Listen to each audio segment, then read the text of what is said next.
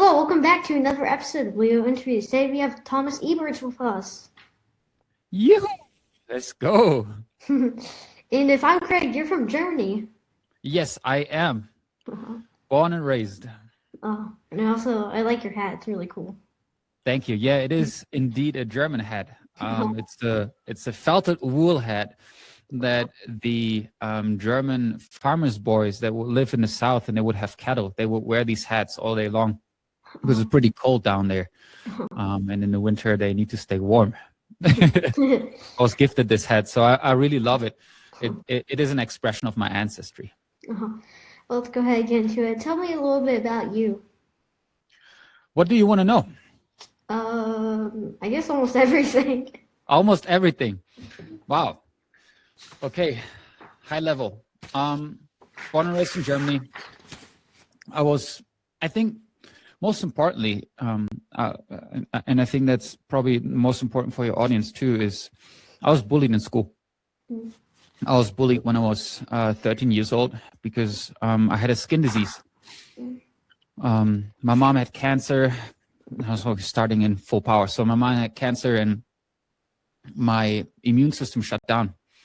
And so a virus went into my skin and I was able to pull the skin of my face in batches like that. And I had raw flesh underneath. And the kids in my school called me monster and were running away from me in recess time. And whenever they would play with me, they would like make sure that I'm kicked out of the game as soon as possible, however they can make it happen. And it was a really hard time for me. Almost committed suicide because the pain was so strong that, yeah, it was not very bearable to live. And I remember one morning I was sitting at the breakfast table and I broke down in tears. And I told my mom, told my dad, Mom, Dad, I don't want to live no more. I don't want to go to school. I don't want to do anything no more. And that's when I told them about everything. And long story short, I switched schools. I went into a clinic. They took care of my skin. My skin was healed. I switched schools. And at that school, everything was the complete opposite. Everyone loved me. Everyone waved to me. Everyone said hi. Everyone wanted to be friends. And I was kind of skeptic because I was like, yo, I was at this other school and everyone hated me. And now 2 months later, everyone loves me. I don't trust that. And so I went down a little bit of a crooked path and became criminal. I started dealing drugs. I started being very violent, stealing, vandalism, a lot of things to build a mask of nobody can touch me. Nobody can hurt me, to be the scary one that everyone runs away from so that I will never experience that pain anymore.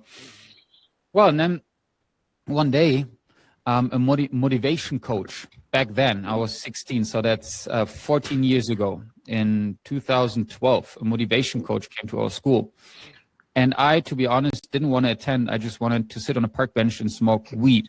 But my head of school, my head teacher, made me come and made me sign a document that I come. So I had to come, and this guy on stage cracked me open.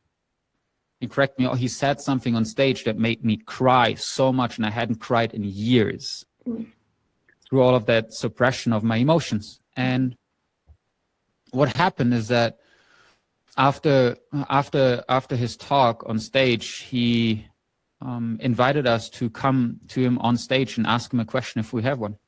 So I went there and asked him and said, Christian, look, all of these things are happening. I'm dealing drugs. I'm smoking marijuana. I do vandalism, like all of these bad things. And I want to get out, but I don't know how. And he said something very simple. Thomas, it's really simple to get out of there. You have to do two things. One, you have to write down 3 goals that you want to achieve in the next 10 years. And number 2, you have to read them out loud every morning after you wake up and every night before you go to bed. And you read them out with confidence, with conviction, with strength and presence, knowing that these will come true. And that changed my entire life. What is one thing you wish that you learned when you were 10 years old?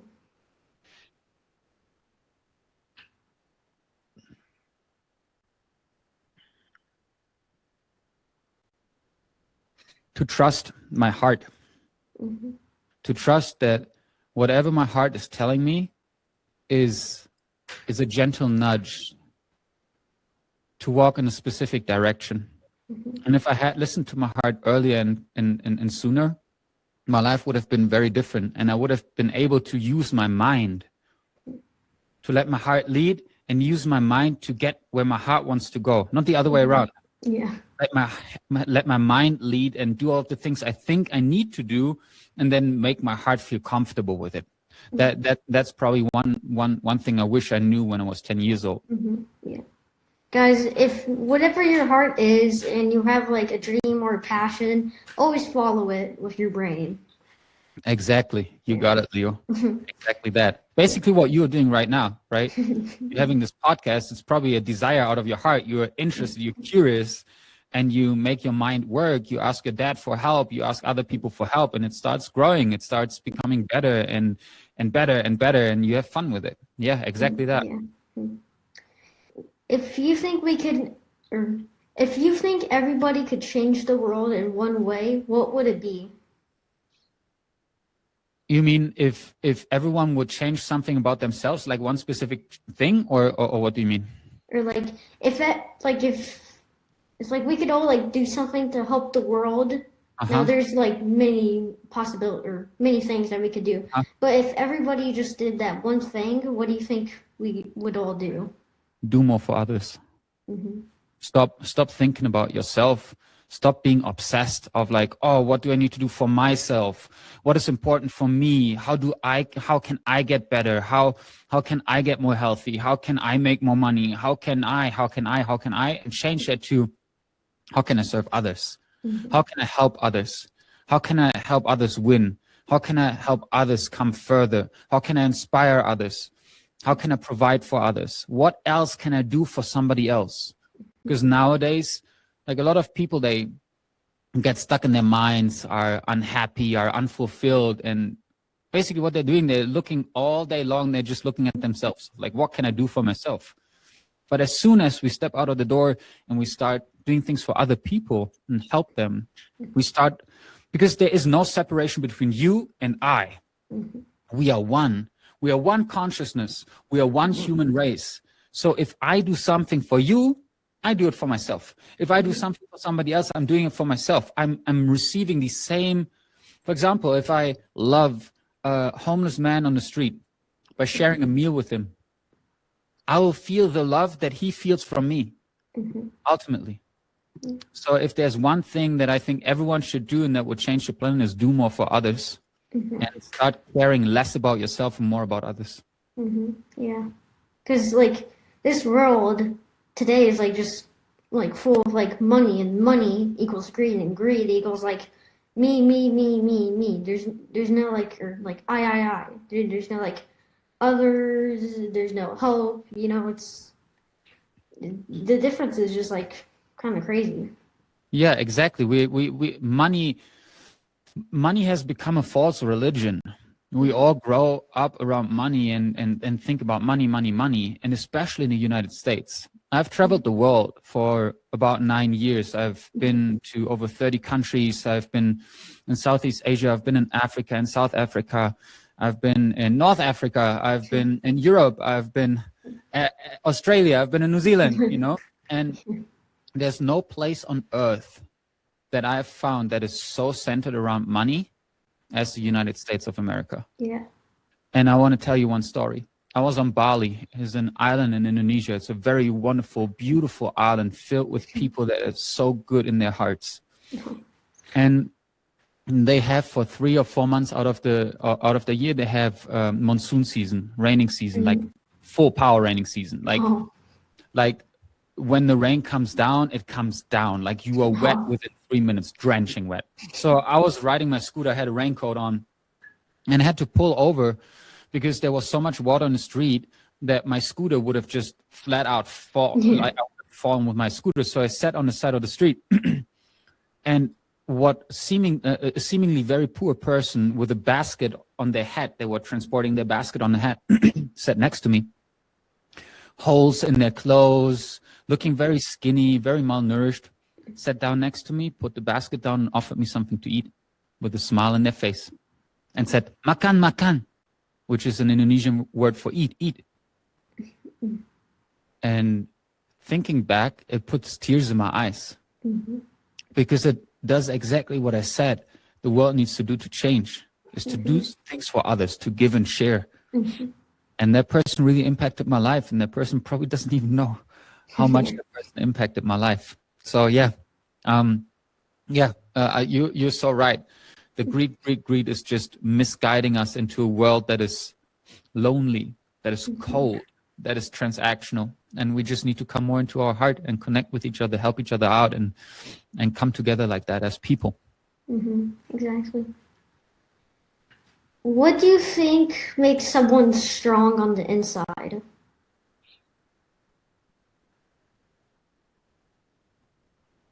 There are a lot of things. I'm gonna go into a few, okay? I think the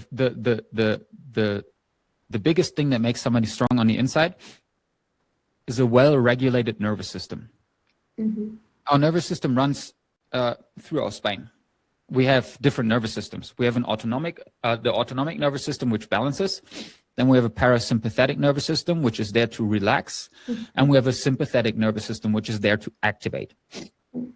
So nervous system training is basically a set of exercises and things that you do in order to develop a nervous system that is able to hold more stress, to hold more energy, to become more resilient by itself. So what I do every morning is four things. I wake up at an uncomfortable time. I wake up at 5:30. Really uncomfortable because I have 2 children, I have a wife, and I'm up late. I'm up until 9 or 10 o'clock. So my sleep is maybe like 6-7 hours. So when I get up in the morning, that's very uncomfortable. First thing, but I get up, and I get up. If the alarm goes on, I get up no matter what, no discussions. I train my mind to go when I say go, no discussions. Next thing, I go into the bathroom and I turn my cold shower on and I get in there. No discussion, cold shower. And what happens to the body in that moment is it gets into like a fight, flight, or freeze moment of like, oh, so cold, what do I do? Right? Have you ever been in cold water, like ice cold water? Yeah, our propane has sometimes like gone out, and then like we get in the shower sometimes we don't even know that the propane's out, and we get in the shower, and it's like, why is it not like going like why is it not becoming more warm? Then we're like, okay, it's surely just something with my hand, because I'm like, the hand is just okay. Who cares? Maybe the doctor could fix my hand. I get it, I'm like, fall over. It's so cold. Exactly. So what happens when you go into that cold shower, you get a shock. And that is the first opportunity to train your nervous system there, because your nervous system is going into fight, flight, or freeze moment. And you can then with your mind counteract your nervous system, say like, I'm safe, I'm strong, I will breathe. And you can train your breath to regulate your nervous system. So what I do is when I get in the cold shower, I don't do my feet first and then my legs. No. I put on, get on there with my head, full power, right? And then I breathe in like this. And then very slowly out. And what happens is that my parasympathetic nervous system starts to regulate my body and calm down in a moment of fight, flight, or freeze. And what that allows me then during the day is whenever a fight, flight, or freeze moment happens, I can turn on my regulation, can stay calm, and provide whatever needs to be provided. For example, if my family's in danger, I can think what is the right thing to do. If my kid is having a breakdown, I can stay calm and be a better father. If my wife is going through a hard time emotionally, I can be there and hold her emotions and hold her while she cries and maybe is rageful or is angry, and I can hold her and regulate myself. So these are the first 2 things.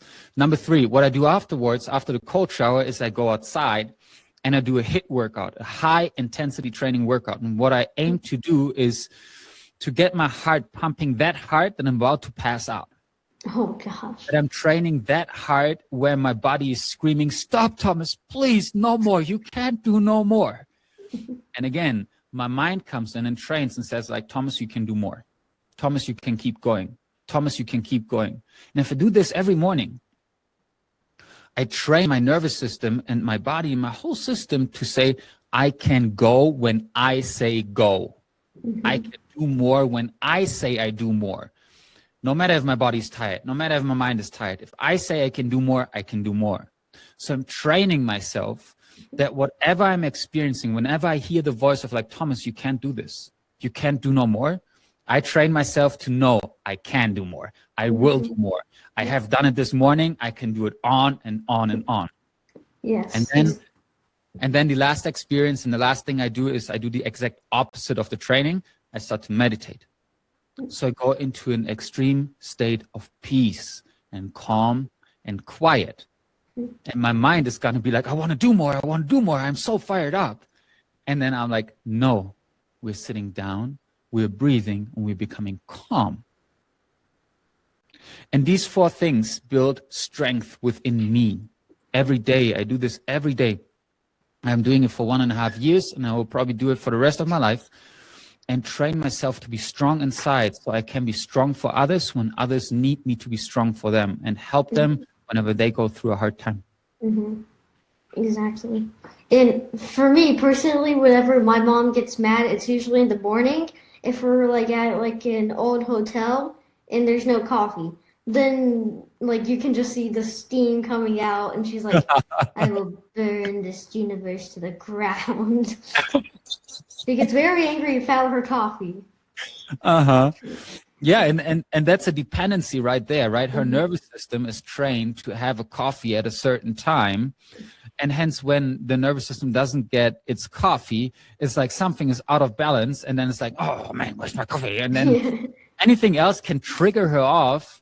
And the strength in her in that moment is not strong enough to hold her emotions together and not be angry or not be grumpy or not like flip out and whatever. Yeah, exactly. Yeah. Well, that's going to be it for today's podcast. But before we close, is there maybe like a website where people can find out more about you? For sure. I started a project. It's called The Integrated Father. It's a newsletter for high-achieving fathers about marriage and parenthood.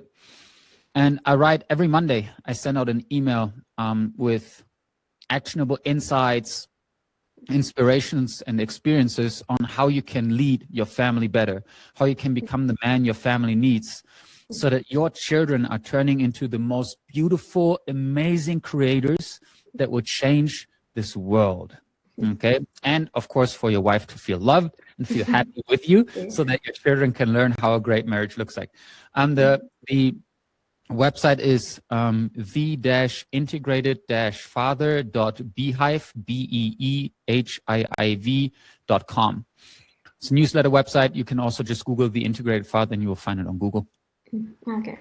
And before, I think, last couple of things before we close out, is there maybe like one more piece of advice, maybe just a couple of words that you want to give to viewers before we close out?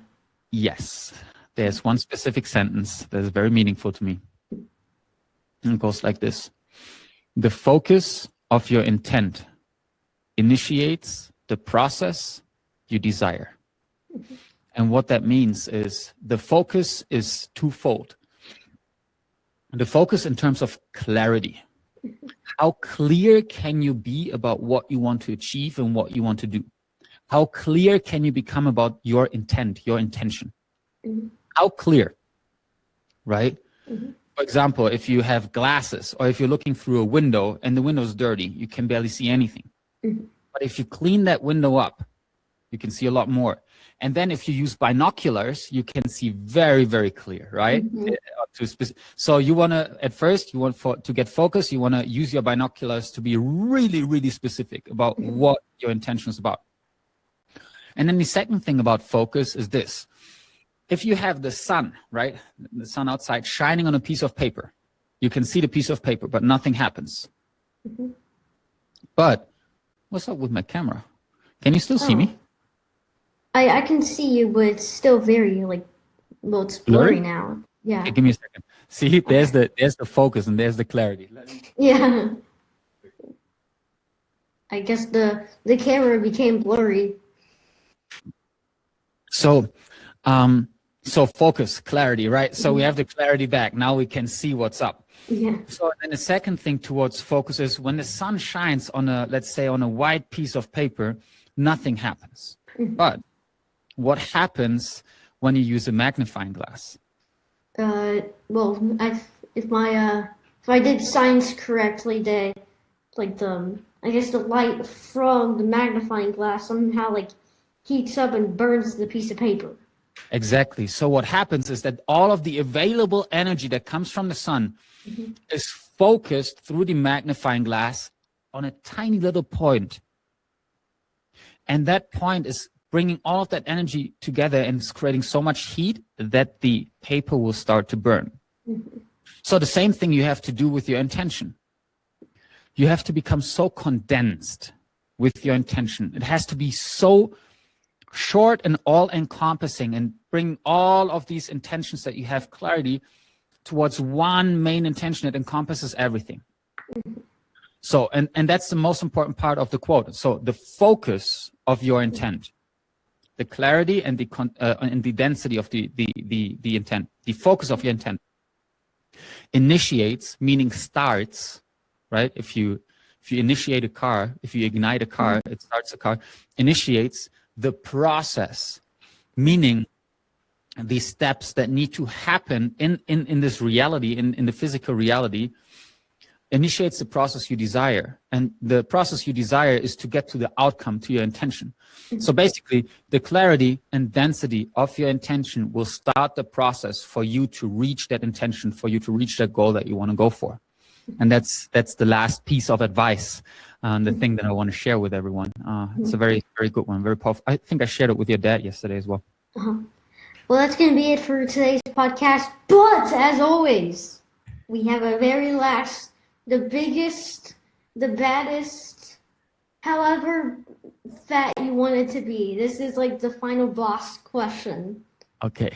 And I always save it for the end because it's very secret. It just sneaks at the end somehow. It just does. Are you ready? I'm born ready. Okay. What is your favorite color?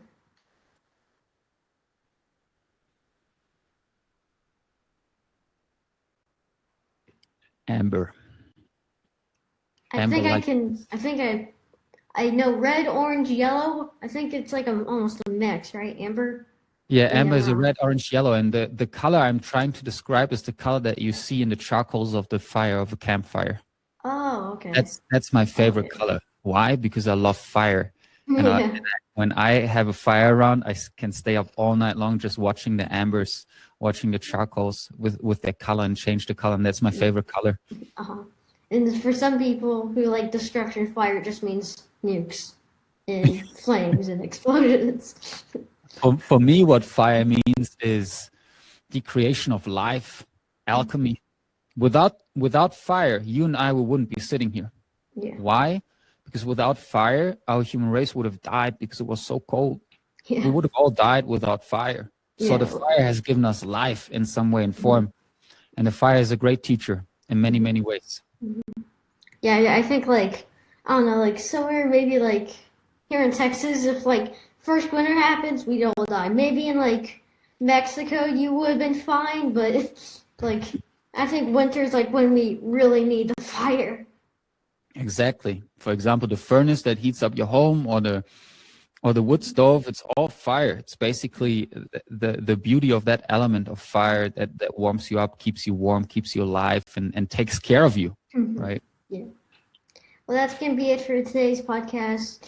Guys, make sure to like and subscribe. Turn on notifications so you guys get notified when I make a new podcast, well, when it comes out.